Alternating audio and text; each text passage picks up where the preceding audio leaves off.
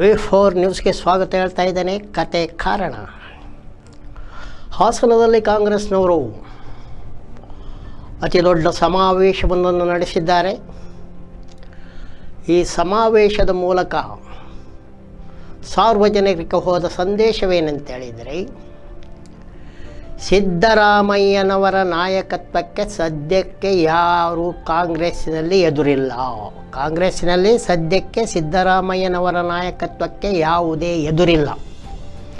ಹಾಗಾಗಿ ಉಪಮುಖ್ಯಮಂತ್ರಿ DK ಶಿವಕುಮಾರ್ ಅವರು ಕೂಡ ನಾನು ಬಂಡೆಯಂತೆ, ರಾಮನಗರದ ಕನಕಪುರದ ಬಂಡೆಯಂತೆ ಮುಖ್ಯಮಂತ್ರಿಗಳ ಬೆನ್ನಿಗೆ ನಿಲ್ಲುವೆ ಎನ್ನುವ ಮಾತನ್ನು ಹೇಳಿದ್ದಾರೆ. ಗೃಹ ಮಂತ್ರಿ ಆಗಿರುವಂಥ ಪರಮೇಶ್ವರ್ ಅವರು ಯಾವ ಒಪ್ಪಂದ, ಮುಖ್ಯಮಂತ್ರಿ ಉಪಮುಖ್ಯಮಂತ್ರಿಗಳ ನಡುವೆ ಒಪ್ಪಂದವಾಗುವುದಾದರೆ ನಾವೆಲ್ಲ ಯಾಕಿದ್ದೇವೆ ಸರ್ಕಾರದಲ್ಲಿ ಎನ್ನುವಂಥ ಪ್ರಶ್ನೆಯನ್ನು ಪರಮೇಶ್ವರ್ ಅವರು ಮಾಡಿದ್ದಾರೆ. ಯಾವ ಒಪ್ಪಂದವೂ ಇಲ್ಲ. ಸರ್ಕಾರ ಎನ್ನುವಂಥದ್ದು ಕಾಂಗ್ರೆಸ್ ಸರ್ಕಾರ, ಮುಖ್ಯಮಂತ್ರಿ ಮತ್ತು ನಾವೆಲ್ಲರೂ ಕೂಡ ಆ ಸರ್ಕಾರದಲ್ಲಿ ಭಾಗಿಗಳು ಎನ್ನುವಂಥ ಮಾತನ್ನು ಪರಮೇಶ್ವರ್ ಅವರು ಹೇಳಿದ್ದಾರೆ. ಅದೇ ವೇಳೆ ಪರಮೇಶ್ವರ್ ಅವರು ಇನ್ನೊಂದು ವಿಷಯವನ್ನು ಕೂಡ ಹೇಳಿದ್ದಾರೆ. ಸಂವಿಧಾನವನ್ನು ಬದಲಿಸಲು ಪ್ರಯತ್ನಿಸಿ ಮೂಗು ಮುರಿದುಕೊಂಡಿದ್ದಾರೆ BJPಗರು. ಆದರೆ BJPಯ ಕೆಲವರು ಈಗಲೂ ಕೂಡ ಸಂವಿಧಾನಕ್ಕೆ ಇಂದಿರಾ ಗಾಂಧಿಯವರು ಸೇರಿಸಿದ ಸೆಕ್ಯುಲರ್ ಶಬ್ದವನ್ನು ತೆಗೆದುಹಾಕಿ ಅಂತ ಹೇಳ್ತಾ ಇದ್ದಾರೆ. ಅವರ ಮನೋಭಾವಕ್ಕೆ ತಕ್ಕಂತೆ ಅವರು ಹೇಳ್ತಾರೆ. ಸಂವಿಧಾನದಲ್ಲಿ ಸೆಕ್ಯುಲರ್ ಪದವನ್ನು ತೆಗೆದುಹಾಕಿ ಇವರ ಕಮ್ಯೂನಲ್ ಪದವನ್ನು ಸೇರಿಸಬೇಕೆ ಅಥವಾ ಇವರಿಗೆ ಬೇಕಾದರೆ ಸೇರಿಸಿಕೊಳ್ಳಿ ಅನ್ನುವಂಥ ಮಾತನ್ನು ಕೂಡ ಪರಮೇಶ್ವರ್ ಅವರು ಹೇಳಿದ್ದಾರೆ. ಹಾಗಾಗಿ ಹಾಸನದಲ್ಲಿ ನಡೆದಂಥ ಸಮಾವೇಶದಲ್ಲಿ ಮೋದಿಯವರ ಸರ್ಕಾರವನ್ನು ಕೂಡ ಸಾಕಷ್ಟು ಟೀಕಿಸಲಾಯಿತು.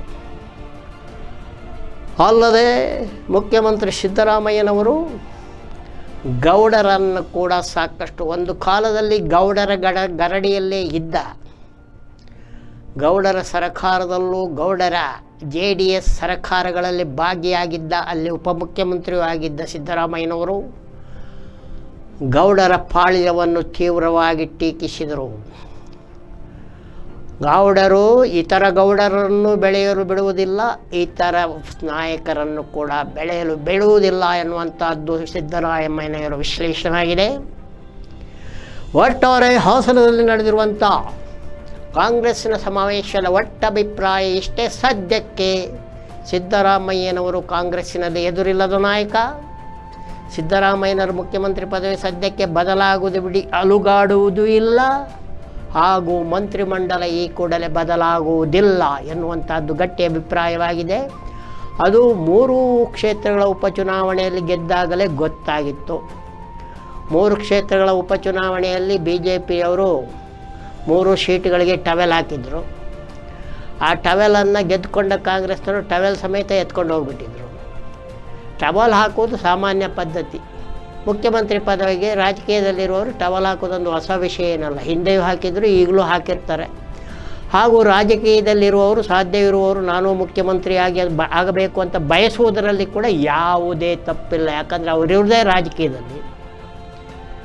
ಹಾಗಾಗಿ ಸದ್ಯಕ್ಕಂತೂ ಕಾಂಗ್ರೆಸ್ ಸರ್ಕಾರ ಭದ್ರವಾಗಿದೆ. ಮುಖ್ಯಮಂತ್ರಿ ಸಿದ್ದರಾಮಯ್ಯನವರ ಮುಖ್ಯಮಂತ್ರಿ ಗಿರಿ ಕೂಡ ಭದ್ರವಾಗಿದೆ ಅನ್ನೋದರಲ್ಲಿ ಯಾವುದೇ ಮಾತಿಲ್ಲ. ಇದರ ನಡುವೆ ಮಹಾರಾಷ್ಟ್ರದಲ್ಲಿ ಹೊಸ ಮಹಾಯುತಿ ಇಲ್ಲವೇ NDA ಸರ್ಕಾರ ಅಧಿಕಾರಕ್ಕೆ ಬಂದಿದೆ. ಪ್ರಧಾನಿ ಮೋದಿಯವರ ಸಹಿತ ಸಾಕಷ್ಟು BJP ನಾಯಕರು ಆಗ ಹಾಜರಿದ್ದರು. ಮುಖ್ಯಮಂತ್ರಿಯಾಗಿ ಫಡ್ನವೀಸ್, ಉಪಮುಖ್ಯಮಂತ್ರಿಗಳಾಗಿ ಶಿವಸೇನೆ ಒಡೆದ ಏಕನಾಥ ಶಿಂದೆ ಮತ್ತು ಶರದ್ ಪವಾರ್ NCPಯನ್ನು ಒಡೆದಂಥ ಅಜಿತ್ ಪವಾರ್ ಅವರು ಇಬ್ಬರು ಉಪಮುಖ್ಯಮಂತ್ರಿಗಳು, ಒಬ್ಬರು ಮುಖ್ಯಮಂತ್ರಿ ಎಂದು ಹೊಸ ಸರ್ಕಾರ ಬಂದಿದೆ. ಮತ್ತು ಅವರ ಹಣೆ ಬರ ಅಷ್ಟೇ. ಕರ್ನಾಟಕದ ಗ್ಯಾರಂಟಿಗಳನ್ನು ಬೈದು ಅಲ್ಲಿ ಹೊಸ ಗ್ಯಾರಂಟಿಗಳನ್ನು ಘೋಷಣೆ ಮಾಡಿದರು. ಗ್ಯಾರಂಟಿಗಳನ್ನು ಜಾರಿಗೆ ತರ್ತೇವೆ ಅಂತ ಘೋಷಣೆ ಮಾಡಿದ್ದಾರೆ ಹೊಸ ಸರ್ಕಾರದವರು ಕೂಡಲೇ ಮಹಾರಾಷ್ಟ್ರದಲ್ಲಿ. ಆ ಗ್ಯಾರಂಟಿಗಳ ವಿಶೇಷ ಏನಪ್ಪ ಅಂತೇಳಿ, ಕರ್ನಾಟಕದವರೇನು ಸಿದ್ದರಾಮಯ್ಯ 2000ನ, ನಂದು 2100 ಮಹಾರಾಷ್ಟ್ರದಲ್ಲಿ ಮಹಿಳೆಯರಿಗೆ ಕೊಡ್ತಾ ಇರುವಂಥದ್ದು BJP ಹೊಸ ಸರ್ಕಾರ ಘೋಷಣೆ ಮಾಡಿ 2100 ರೂಪಾಯಿ. ಅದು ಒಂದು ರೀತಿಯಲ್ಲಿ ಒಳ್ಳೆಯದೇ. ಒಂದೊಂದು ಸರ್ಕಾರವು 100 ರೂಪಾಯಿ ಜಾಸ್ತಿ ಮಾಡ್ತಾ ಹೋದರೆ ಹೆಂಗಸರಿಗೆ ಭಾಳ ಸಂತೋಷ ಆಗ್ತದೆ. ಆ ನಿಟ್ಟಿನಲ್ಲಿ ಮಹಾರಾಷ್ಟ್ರದ ಮಹಾಯುತಿ NDA ಸರ್ಕಾರದ ತೀರ್ಮಾನ ಒಳ್ಳೆಯ ರೀತಿಯಲ್ಲಿ ಜಾರಿಗೆ ಬರಲಿ, ಗ್ಯಾರಂಟಿಯಿಂದಾದರೂ ಮಹಿಳೆಯರ ಪರ್ಸ್ಗಳು ಜಣ ಅಂತ ಸದ್ದು ಮಾಡಲಿ, ಆ ಸದ್ದನ್ನು ಕೇಳಿ ನಮ್ಮಂಥವರು ಕೂಡ ತೃಪ್ತಿ ಹೊಂದಲಿ ಅಂತ ಹೇಳ್ತಾ ನಾವು ಮುಂದಕ್ಕೆ ಹೋಗೋಣ. ಇಸ್ರೇಲ್ ಎನ್ನುವಂಥ ಒಂದು ದೇಶ ಸದಾ ಮನೆ ಮುರುಕ ಕೆಲಸವನ್ನೇ ಮಾಡ್ತದೆ. ಯುದ್ಧಗಳಲ್ಲಿ ಮಾಡುವಂಥ ಹೊಸ ತಂತ್ರಗಳು ಲೋಕಕ್ಕೆ ಹಿತಕಾರಿಯಾಗಿರುವುದಿಲ್ಲ. ಯುದ್ಧದಲ್ಲಿ ಯಾವುದು ಕೂಡ ಮಾಡ್ಬೋದು ಸರಿ, ಆದರೆ ಮನುಷ್ಯತ್ವವಿಲ್ಲದ ನಿಯಮಾವಳಿಗಳನ್ನು ಇಸ್ರೇಲ್ ಜಾರಿಗೆ ತರ್ತಾ ಇರುವುದು ಈವಾಗಲೇ ಕಂಡು ಬಂದಿದೆ. ಈಗಪ್ಪ ಏನಪ್ಪ ಇಸ್ರೇಲಿನ ಹೊಸ ಜಾಣತನ, ಇಸ್ರೇಲಿನ ಈ ಹೊಸ ತಂತ್ರವನ್ನು ಹೆಣ್ಣು ಮಕ್ಕಳ ಅಳುವನ್ನು ಸೂಸಿ ಹೊರಬರುವ ಗಂಡಸರನ್ನು ಕೊಲ್ಲುವ ಇಸ್ರೇಲಿನ ಈ ಹೊಸ ಯುದ್ಧ ತಂತ್ರ ಎನ್ನುವುದಕ್ಕಿಂತ ಇಸ್ರೇಲಿನ ಒಂದು ಹೊಣೆಗೇಡಿತನ, ಜವಾಬ್ದಾರಿ ರಹಿತ, ಮನುಷ್ಯತ್ವವಿಲ್ಲದ ಒಂದು ನೀತಿ ಅಂತ ಹೇಳಬಹುದು. ಇನ್ನು ಯಥಾ ಪ್ರಕಾರ ಕಥೆ ಇದ್ದೇ ಇದೆಯಲ್ಲ. ಚಿಕ್ಕಮಗಳೂರಿನ ನರಸೀಪುರದಲ್ಲಿ ಒಂದು ದೇವಸ್ಥಾನ, ಆ ದೇವಸ್ಥಾನಕ್ಕೆ ಒಂದು ದಲಿತರು 4 ಜನ ಹೋಗಿದ್ದಾರೆ.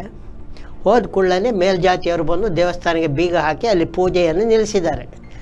ಇದು ಭಾರತದಲ್ಲಿ ಹೊಸ್ತು ಅಲ್ಲ, ಹಳೆದು ಅಲ್ಲ, ಇಲ್ಲಿಗೆ ನಿಲ್ಲುವುದೂ ಇಲ್ಲ. ಇಡೀ ದೇಶದಲ್ಲಿ ಸಾಕಷ್ಟು ಕಡೆ ಆಗಾಗ ನಡೀತಾ ಇರ್ತದೆ. ಸಂವಿಧಾನದಲ್ಲಿ ಯಾವುದೇ ಹಕ್ಕುಗಳಿದ್ದರೂ ಕೂಡ ದಲಿತರಿಗೆ ಆ ಎಲ್ಲ ಹಕ್ಕುಗಳು ಸಿಗ್ತವೆ ಅಂತ ಹೇಳಿದರೆ ಯಾವುದು ಸಿಗ್ತಾ ಇಲ್ಲ ಅನ್ನೋದಕ್ಕೆ ಕೆಲವು ಸಿಕ್ಕರೂ ಸರಿಯಾಗಿ ಸಿಗುವುದಿಲ್ಲ. ಅದರಲ್ಲಿ ಈ ಸಮಾನತೆ ಹಕ್ಕು ಕೂಡ ಒಂದು.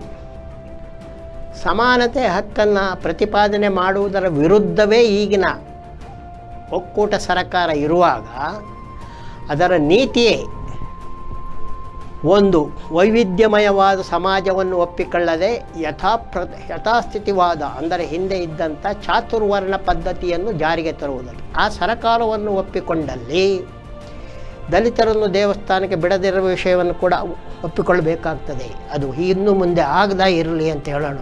ಇನ್ನು ಇದ್ದೇ ಇದೆಯಲ್ಲಪ್ಪ, ಭಾರತಿ ಕಾಮತ್ ಎನ್ನುವರು ಇವಾಗ ಹಣ್ಣು ಮುದುಕಿ. ಅವರು ಹಿಂದೆ RSSನ ರಾಷ್ಟ್ರ ಸೇವಿಕಾದಲ್ಲಿ ಕೆಲಸ ಮಾಡಿಬಿಟ್ಟು ದಣಿದಿದ್ದಾರೆ.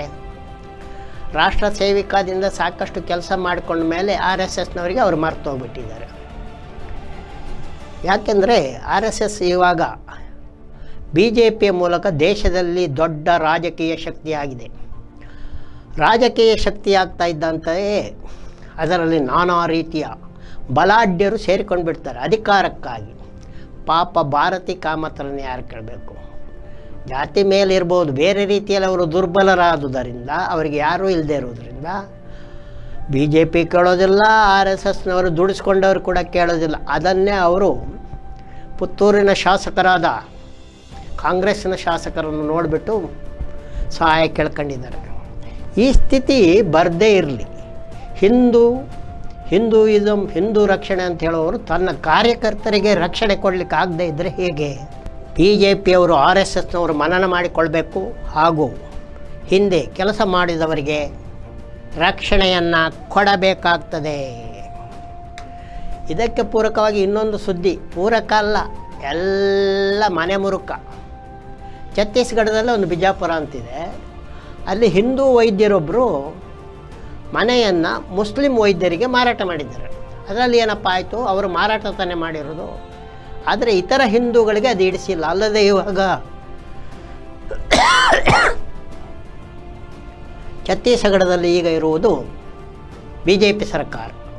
ಅವರಿಗೆ ಯಾವುದೇ ರೀತಿಯಲ್ಲಿ ಹಿಂದೂ ವೈದ್ಯರೊಬ್ಬರು ಮನೆಯನ್ನು ಮುಸ್ಲಿಂ ವೈದ್ಯರಿಗೆ ಮಾರುವುದು ಇಷ್ಟವಿಲ್ಲ, ಅದನ್ನು ವಿರೋಧಿಸಿದ್ದಾರೆ. ಅದೊಂದು ಸಣ್ಣ ಗಲಾಟೆಯೇ ಆಗೋಗ್ಬಿಟ್ಟಿದೆ. ಎಂಥ ಗತಿ ಬಂತಪ್ಪ ಭಾರತದ, ಸೆಕ್ಯುಲರ್ ಎನ್ನುವಂಥ ಭಾರತಕ್ಕೆ ಈ ಸ್ಥಿತಿ ಬಂದಿದೆ ಅನ್ನುವಂಥದ್ದೇ ಒಂದು ದೊಡ್ಡ.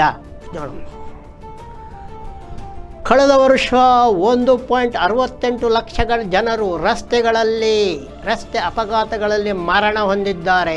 ಎಷ್ಟು? 1.68 ಲಕ್ಷ ಜನ. ಅವರಲ್ಲಿ 30,000 ಜನರು ಹೆಲ್ಮೆಟ್ ಧರಿಸದ ಕಾರಣಕ್ಕಾಗಿ ರಸ್ತೆಗಳಲ್ಲಿ ಬಿದ್ದು ಸತ್ತಿದ್ದಾರೆ. ಇದನ್ನು ಹೆದ್ದಾರಿ ಮಂತ್ರಿ ನಿತಿನ್ ಗಡ್ಕರಿ ಅವರು ಹೇಳಿದ್ದಾರೆ. ಜನರಿಗೆ ರಸ್ತೆ ಕಾನೂನಿನ ಬಗ್ಗೆಗೆ ಅರಿವೂ ಇಲ್ಲ, ಗೌರವವೂ ಇಲ್ಲ ಎನ್ನುವಂಥ ಮಾತನ್ನು ಕೂಡ ನಿತಿನ್ ಗಡ್ಕರಿ ಅವರು ಹೇಳಿದ್ದಾರೆ. ಹೆದ್ದಾರಿ ಸುರಕ್ಷೆಗಾಗಿ 40,000 ಕೋಟಿ ರೂಪಾಯಿಗಳನ್ನು ವೆಚ್ಚ ಮಾಡಿದರೂ ಕೂಡ ಈ ಸ್ಥಿತಿ ಇದೆ ಅನ್ನುವಂಥ ಒಂದು ನೋವನ್ನು ಅವರು ಹೊರಗೆ ಹಾಕಿದ್ದಾರೆ. ಇದರ ಮಲ್ವೆ ಸಂಸತ್ತಿನಲ್ಲಿ ಯಥಾ ಪ್ರಕಾರ ಮೋದಿ ಅದಾನಿ ಬಾಯಿ ಎಂದು ಕಾಂಗ್ರೆಸ್ನವರು ಕೂಗಿದ್ದರೆ, ರಾಹುಲ್ ಗಾಂಧಿ ಅವರಿಗೆ ಅಮೆರಿಕದ ಉದ್ಯಮಿಯ ಜೊತೆಗೆ ಸಂಬಂಧ ಇದೆ ಅಂತ BJP ಅವರು ಕೂಗೋದು. ಒಟ್ಟಾರೆ ಕೂಗಾಟ, ಕೆಲಸ ನಾಸ್ತಿ, ಯಾವುದೇ ರೀತಿಯಲ್ಲಿ ಮುನ್ನಡೆ ಇಲ್ಲ. ಸಂಸತ್ತಿನಲ್ಲಿ ಬರೇ ಗಲಾಟೆ ಮತ್ತು ಮುಂದೂಡಿಕೆ ಮಾತ್ರ ನಡೆದಿದೆ. ಹೀಗಾಗದಿರಲಿ ಎನ್ನುತ್ತಾ ಕಥೆ ಕಾರಣಕ್ಕೆ ಒಂದು ವಿರಾಮವನ್ನು ಹಾಕಿ ನೋಡ್ತಾ ಇರಿ V4 ನ್ಯೂಸ್ ಹಾಗೂ ನಮ್ಮ ಯೂಟ್ಯೂಬ್ ಚಾನಲ್ಗೆ ತಾವೆಲ್ಲ ಸದಸ್ಯರಾಗಿ ಎನ್ನುತ್ತಾ ಮಾಡ್ತಾ ಇದ್ದೇನೆ ತಮಗೆಲ್ಲ ಒಂದು ದೊಡ್ಡ ನಮಸ್ಕಾರ.